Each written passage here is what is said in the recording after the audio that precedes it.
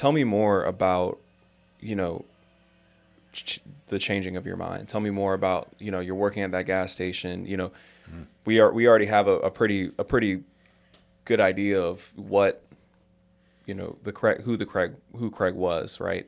And tell me more about this transformation. Tell me more about, you know, the specifics of what those conversations looked like for you.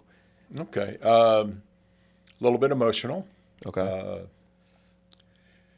Basically, I, at that point, still drinking heavily. Mm-hmm. That was my focus in life. Yeah. More or less homeless, quite frankly. Right. My ex-wife and her husband found the house for me to flop in.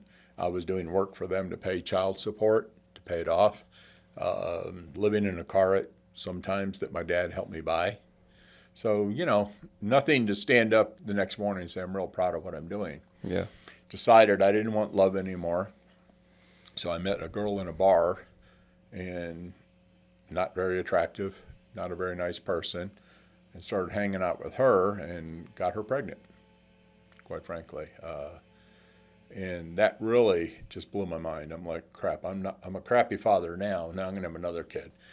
And really bothered me. And I, you know, just going along, quite frankly, she ends up getting pulled over for driving on a suspended license and had a warrant out for her.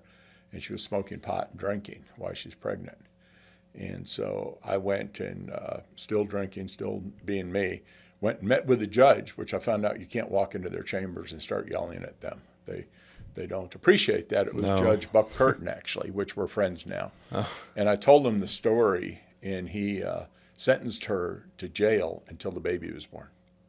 Wow. And he essentially saved my daughter's life. And wow. Whew, that blew my mind. Yeah. You know, we got in the courtroom and he yelled at me for doing what I did. Mm-hmm. But he did that, which basically, and I tell him this day, you saved my daughter's life, no doubt. Yeah. So then my dad was going to retire, and he was an airline pilot. He got a hold of me and said, hey, I want you at my retirement party. And the sad part is the real reason I wanted to go is because it was going to be at the Boca Raton Country Club and free alcohol. Yeah, I'm going to go party. Yeah. You know, I had to borrow a car because mine wasn't working at the time. Mm. And he had to send me money for gas. He had a Western Union, made the money. And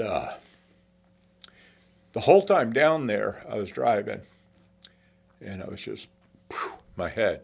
Yeah. What am I doing? Why am I doing this? I'm going to be a piece of crap. You know, I'm going to ruin another kid's life like I ruined my son's. And so I decided I was just going to get it up to about 100 miles an hour and be done. And got to about 120, just, you know, looking for something to hit hard that wouldn't hurt anybody else, quite frankly.